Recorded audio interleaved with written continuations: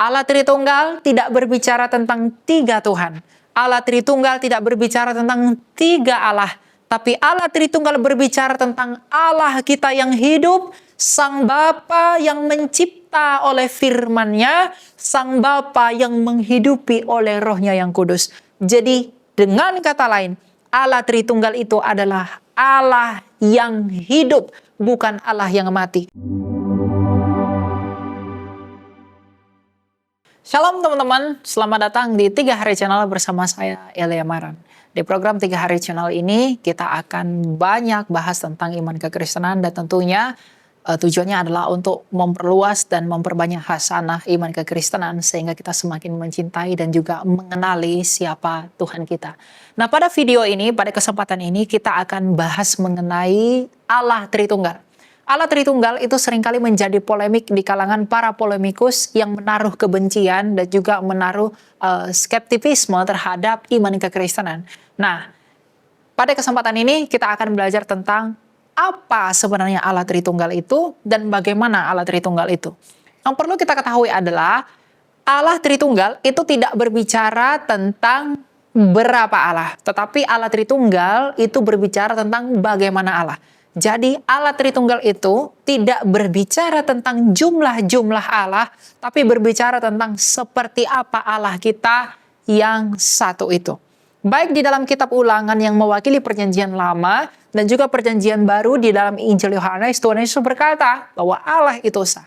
Jadi baik perjanjian lama sebelum kedatangan Tuhan Yesus dan juga setelah perjanjian lama yaitu perjanjian baru di zaman Tuhan Yesus, Alkitab tetap konsisten mengatakan bahwa Allah itu esa. Lalu kalau Allah itu esa, bagaimana dengan Tritunggal? Nah, Tritunggal ini adalah penjelasan tentang kebagaimanaan atau lebih mudah dimengerti sebagai seperti apakah Allah kita yang esa itu. Dalam hal ini, saya akan membantu teman-teman melalui coret-coretan yang ada di papan ini. Ya, kita beri judul Allah Tritunggal.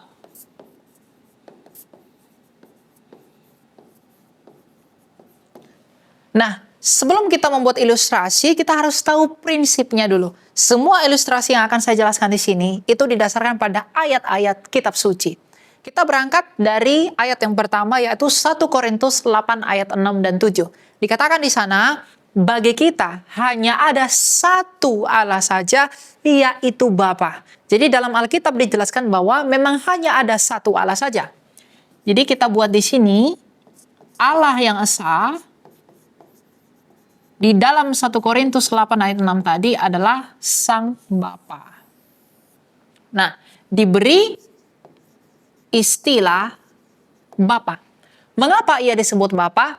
Dia disebut Bapa yang pertama karena dia adalah sumber segala sesuatu. Ia tak kelihatan, ia transenden, dan dia yang memenuhi segala sesuatu. Jadi Allah yang esa itu adalah Sang Bapa yang tidak pernah dilihat dan juga yang tidak terbatas oleh ruang dan waktu. Itulah Allah yang esa itu, yaitu Sang Bapa. Lalu dikatakan kita memiliki satu Tuhan, yaitu Yesus Kristus. Sebelum memahami Yesus Kristus yang adalah bagian dari Kristologi, kita akan berbicara tentang Tritunggal dulu. Kalau dalam 1 Korintus 8 ayat 6 dikatakan, bagi kita hanya ada satu Allah saja, yaitu Sang Bapa. Nah, sekarang dikatakan, kalau Allah yang esa itu adalah Sang Bapa, nah, Sang Bapa ini di dalam dirinya, dia memiliki yang disebut sebagai firman.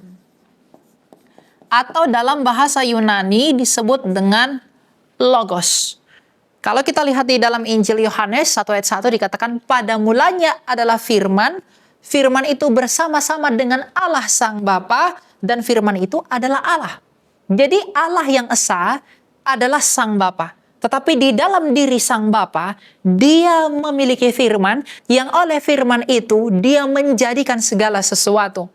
Makanya di dalam kitab Kejadian 1 ayat 3 dikatakan, berfirmanlah Allah, jadilah terang. Berfirman itu adalah kata kerja. Kata bendanya adalah firman. Sama seperti orang bersepeda. Kalau dia bersepeda berarti dia bekerja dengan sepeda. Tetapi kata bendanya adalah sepeda. Jadi kalau dikatakan berfirmanlah Allah jadilah terang. Berarti Allah Sang Bapa menjadikan terang oleh firman yang ada di dalam dia. Makanya di dalam Yohanes 1 ayat 3 dikatakan demikian. Ya. Segala sesuatu dijadikan melalui firman, dan tanpa firman tidak ada suatu pun yang telah jadi dari segala yang telah dijadikan. Jadi dengan jelas Injil Yohanes mengatakan bahwa tanpa firman yang di dalam Bapa, Bapa ini tidak menjadikan segala sesuatu. Artinya Sang Bapa menjadikan manusia, menjadikan bumi, langit serta isinya, itu adalah oleh firman-Nya yang ada di dalam Dia sejak kekal. Nah, firman ini juga bisa dipahami sebagai logos atau ilmu atau kecerdasan atau pikirannya Sang Bapa itu sendiri. Nah, selain memiliki firman, Sang Bapa ini juga memiliki roh. Yang oleh roh ini, dia menghidupi segala sesuatu. Kalau kita baca dalam Ayub 33 ayat 4 dikatakan bahwa roh Allah yang membuat aku hidup. Makanya ketika manusia di dalam kitab Bereshit Kejadian, ketika manusia itu dicipta menurut gambar dan rupa Allah, kemudian Allah menghembuskan nafasnya kepada manusia itu agar manusia itu hidup. Dan di dalam Kejadian 1 ayat 2 dikatakan roh Allah melayang-layang di atas permukaan air. Tentu melayang-melayang di sana tidak dipahami seperti layangan, tetapi punya makna lain yang akan mungkin kita akan bahas di kesempatan berikutnya. Jadi, Allah yang esa adalah Sang Bapa yang memiliki firman dan roh. Jadi Bapa, firman-Nya sendiri, roh-Nya sendiri, itulah Tritunggal. Jadi Bapa, firman, dan roh-Nya sendiri, itulah Tritunggal. Tapi lebih jauh, kalau kita lihat di dalam Alkitab, bahwa firman ini sering disebut anak. Kenapa firman itu disebut anak? Karena ingat, firman ini sudah sejak kekal berada di dalam Bapa. Pikiran Bapa itu tidak pernah keluar, tidak pernah ada di luar Bapa. Pikiran atau firman Bapa itu selalu ada di dalam diri Bapa. Dan ketika firman ini datang menjadi manusia, atau ketika firman ini keluar dari Bapa seolah-olah diperanakkan, maka disebut sebagai anak. Atau dengan kata lain kita bisa menyebutnya dengan Bapa, Anak, dan Roh Kudus. Jadi Bapa, Anak atau firman-Nya sendiri, dan Roh Kudus yang adalah roh-Nya sendiri, inilah Tritunggal itu.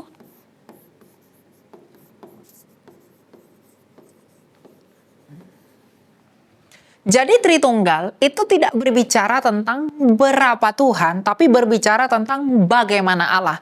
Nah masalahnya, kalau ada Bapa, Firman dan Roh Kudus, Bapa, Anak dan Roh Kudus, lalu ada berapa Allah? Nah, kita tetap setia kepada pembuka kita yang mula-mula. Allah yang esa adalah Sang Bapa. Hakikatnya Sang Bapa ini adalah Allah. Nama keagungan Sang Bapa ini adalah Yod-He-Vav-He. Jadi nama keagungan Bapa adalah Yod-He-Vav-He, Firman adalah Yod-He-Vav-He, Roh Kudus adalah Yod-He-Vav-He. Karena arti Yod-He-Vav-He ini adalah yang ada dan selalu ada. Nah, Allah yang esa adalah Sang Bapa yang memiliki firman dan roh. Kalau Bapa ini adalah Allah, kalau Bapa hakikatnya adalah Allah, maka firman-Nya Bapa pastilah Allah dan rohnya Bapa pastilah Allah. Tapi tidak ada tiga Allah, hanya ada satu Allah. Sama seperti saya, kalau tubuh saya manusia, maka firman atau pikiran saya pasti manusia dan roh yang ada di dalam saya pasti manusia. Tetapi tidak ada tiga manusia, hanya ada satu manusia. Jadi kalau Bapa itu adalah Allah yang esa itu, maka firman yang di dalam Bapa dan rohnya yang di dalam Bapa pastilah Allah, tapi tidak ada tiga Allah, hanya ada satu Allah. Jadi Allah Tritunggal yang adalah Bapa, firman atau anak, dan rohnya sendiri yang adalah Roh Kudus, itulah berbicara tentang kebagaimanaan Allah. Jadi kalau ada orang berpolemik mengatakan orang Kristen menyembah tiga Tuhan, melalui penjelasan ini Allah itu tidak pernah tiga, atau Tuhan itu pun tidak pernah tiga. Tetapi Tritunggal adalah istilah untuk memberitahu kita tentang kebagaimanaan Allah. Dan teman-teman, saya harus katakan, bagaimanapun Allah itu harus Tritunggal kalau kita mau mengatakan bahwa Allah itu hidup. Allah itu hidup, haruslah Allah yang mencipta oleh firman-Nya, dan Allah itu hidup harus menghidupi oleh Roh-Nya yang kudus. Jadi kalau kita mengakui Allah yang hidup, maka tidak bisa tidak Allah itu haruslah Tritunggal. Allah yang hidup itu adalah Allah yang bisa mencipta oleh firman-Nya, dan Allah yang hidup itu adalah Allah yang bisa menghidupi oleh Roh-Nya yang kudus. Dan itu ditemukan di dalam kekristenan melalui istilah Tritunggal itu. Jadi Bapa, Anak, atau Putra, dan juga Roh Kudus itu Tritunggal. Lalu bagaimana dengan Yesus? Siapakah Yesus? 2000 tahun lalu ketika dikatakan firman itu menjadi manusia, maka lahirlah seorang pribadi bernama Yesus di Nazaret. Ya, di Bethlehem, Yesus Kristus dari Nazaret lahirnya di Bethlehem. Nah, ketika firman itu menjadi manusia, kalau kita baca di Yohanes 1 ayat 14 dikatakan demikian. Ya.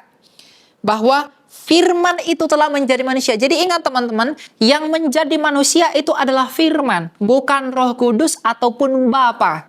Tapi yang menjadi manusia adalah firman. Firman itu telah menjadi manusia, lalu dan tinggal di antara kita, dan kita telah melihat kemuliaannya, yaitu kemuliaan sebagai anak tunggal Bapa, penuh anugerah dan kebenaran. Jadi firman ini di dalam Injil Yohanes disebut dengan istilah anak tunggal Bapa.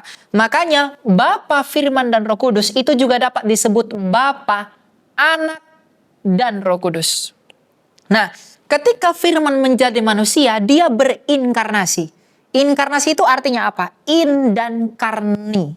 In itu di dalam, karni itu daging. Karnivora, pemakan daging. Jadi inkarni artinya firman itu menjadi daging. Atau dengan kata lain, menambahkan kodrat daging atau manusia di dalam realitanya. Jadi ketika firman ini menjadi manusia, lahirlah pribadi yang bernama Yesus. Nah, Yesus sebagai satu pribadi, di dalam dirinya dia punya dua kodrat, dia punya dua natur. Yang pertama, dia adalah Allah, karena pada mulanya dia adalah firman yang di dalam Bapa, yang adalah Allah itu. Lalu dia adalah manusia, karena dia mengambil kemanusiaannya, darah dan dagingnya dari Bunda Maria. Ya, jadi Yesus itu adalah firman Allah yang menjadi manusia. Makanya dalam konsili iman kita percaya bahwa Yesus itu memiliki dua kodrat. Yaitu dia punya kodrat keilahian karena dia adalah firman Allah. Tapi juga dia memiliki kodrat insani karena dia menambahkan kemanusiaan di dalam dirinya. Jadi Yesus adalah firman Allah yang menjadi manusia. Namun di sisi lain, mengapa kita menyembah Yesus? Jawabannya simple. Karena Yesus adalah firman yang satu dan sejak kekal sudah ada di dalam Bapa itu sendiri, yang adalah Allah. Jadi ketika kita menyembah Yesus yang adalah firman Allah, kita menyembah Roh Kudus yang adalah Roh Allah, kita menyembah Bapa yang adalah Allah itu sendiri, maka kita sedang menyembah Allah itu sepenuhnya. Kita mengenali Allah itu melalui firman-Nya, dan kita mengenali Allah itu juga melalui Roh-Nya. Jadi bisa dikatakan dengan istilah lain bahwa Allah Tritunggal itu juga berbicara tentang penyataan Allah itu sendiri. Ia, Allah Sang Bapa, menyatakan dirinya melalui firman-Nya, dan ia juga menyatakan dirinya melalui Roh-Nya yang hidup. Nah, kalau ada orang mengatakan, mengapa Tuhan mau mati? Mengapa Allah mau mati? Kita tidak percaya bahwa Allah itu bisa mati. Lalu kan Yesus itu Allah, tapi Yesus juga manusia. Lalu kenapa ia bisa mati? Jawabannya simpel.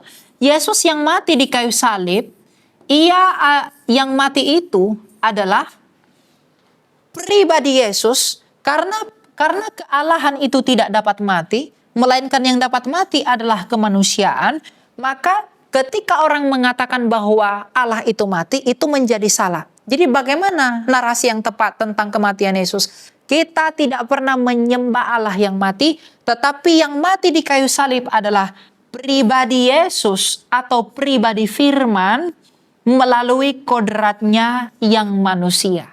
Mungkin lebih lanjut, kita akan pelajari lebih dalam. Tetapi kalau dikatakan siapakah yang tersalib di atas kayu salib itu, yang tersalib di atas kayu salib adalah firman Allah melalui kodratnya yang insani atau melalui kodrat kemanusiaannya. Jadi kita tidak percaya bahwa Allah itu mati. Mungkin lebih simpel, teman-teman bisa membayangkan sesuatu. Ketika iman lain percaya firman Allah jadi buku. Kemudian ketika buku itu terbakar, apakah firman Allah itu terbakar juga? Tentu tidak. Nah, ketika firman Allah menjadi manusia, apakah keilahian Tuhan Yesus itu juga mati? Tentu tidak. Tetapi dia mati, pribadinya mati melalui kodrat manusianya. Sama seperti kitab suci itu terbakar melalui kodrat atau natur kertas yang ada di dalam buku itu. Jadi kalau iman lain percaya firman Allah jadi buku, disebut dengan kitab X, maka kita bisa percaya firman Allah menjadi manusia, maka disebut Yesus. Nah, tanpa kitab suci mereka tidak mungkin bisa mengenal Allah mereka. Nah, kalau kita tanpa Yesus Kristus yang adalah firman Allah jadi manusia, kita tidak mungkin bisa mengenal Allah.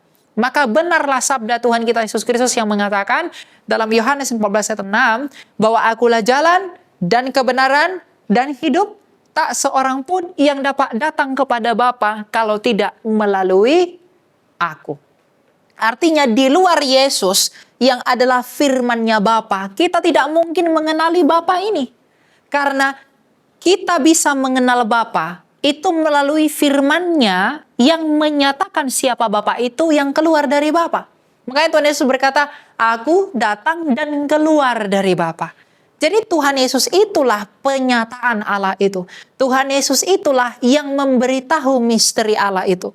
Tuhan Yesus itulah yang mengetahui siapa Allah itu. Jadi kalau kita mau mengenal Allah Sang Bapa ini, maka kita harus percaya kepada Yesus yang adalah firman-Nya Bapa yang menyatakan siapa Bapa. Maka benarlah sabda Tuhan kita Yesus Kristus yang berkata, barang siapa yang menerima anak atau menerima aku, firman, ia menerima Bapa. Tapi barang siapa menyangkal firman, barang siapa menyangkal aku, ia menyangkal Bapa. Jadi jangan berharap kamu menyembah Bapa tanpa percaya kepada anaknya Yesus Kristus.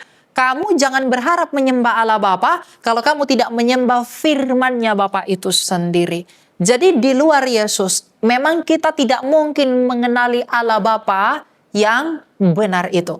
Makanya dalam peristiwa pembaptisan, ada suara Sang Bapa dari sorga yang berkata, inilah anak yang kukasihi, kepadanya lah aku berkenan, dengarkanlah dia.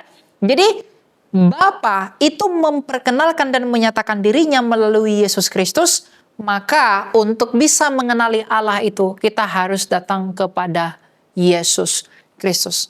Jadi teman-teman, Allah Tritunggal tidak berbicara tentang tiga Tuhan. Allah Tritunggal tidak berbicara tentang tiga Allah. Tapi Allah Tritunggal berbicara tentang Allah kita yang hidup, Sang Bapa yang mencipta oleh firman-Nya, Sang Bapa yang menghidupi oleh Roh-Nya yang kudus. Jadi dengan kata lain, Allah Tritunggal itu adalah Allah yang hidup, bukan Allah yang mati. Kalau Allah itu tanpa firman, tanpa roh, berarti Allah itu hanyalah batu, karena batu pun satu. Tapi apa yang bisa batu lakukan? Tentu tidak ada. Jadi Tritunggal itu membuktikan bahwa Allah kita itu hidup. Dan bagaimanapun, kalau Allah itu harus hidup, maka Allah itu harus Tritunggal. Dan tentu fitnah yang dituduhkan yang mengatakan Tuhan kita ada tiga dan lain sebagainya, itu sudah dibungkam oleh Konsili Nikea yang dilakukan pertama di tahun 325. Di dalam pengakuan atau kredo iman Kristen di Konsili Nikea dari seluruh gereja pada masa itu mengatakan bahwa aku percaya kepada satu Allah. Jadi, baik perjanjian lama dalam Ulangan 6 mengatakan kita percaya kepada satu Allah, di perjanjian baru Tuhan Yesus sendiri mengatakan hanya ada satu Allah, bahkan Rasul Paulus mengatakan hanya ada satu Allah. Dan setelah itu bahkan Konsili Nikea yang dilakukan oleh bapak-bapak gereja juga mengatakan hanya ada satu Allah. Jadi kalau orang salah paham dengan Tritunggal mengatakan ada banyak Allah, tentu itu hanyalah fitnahan yang tidak pernah kita imani, karena Tritunggal adalah istilah yang memberitahu kita bahwa Allah yang diperkenalkan dalam Alkitab adalah Allah yang hidup, bukan Allah yang mati. Jadi Allah Sang Bapa yang memiliki firman dan roh yang selalu memberkati dan mengasihani kita. Dalam nama Bapa dan Putra, Yesus Kristus dan Roh Kudus, kita beroleh keselamatan. Demikian yang dapat saya sampaikan, semoga hal ini memberkati kita semua. Selamat mengenali Allah yang hidup, karena Allah yang hidup hanyalah Allah Tritunggal yang menyelamatkan kita melalui inkarnasi firman-Nya yang menjadi manusia, yang telah mati dan telah hidup kembali sebagai tanda kemenangannya. Itulah Allah yang sejati. Saya pamit undur diri, jangan lupa untuk subscribe, share, dan lain sebagainya sebagai bukti bahwa Anda tidak membiarkan bahwa hanya Anda yang tahu informasi ini, tapi juga kepada semua orang, agar mereka semakin mencintai Kristus lebih dalam. Tuhan memberkati.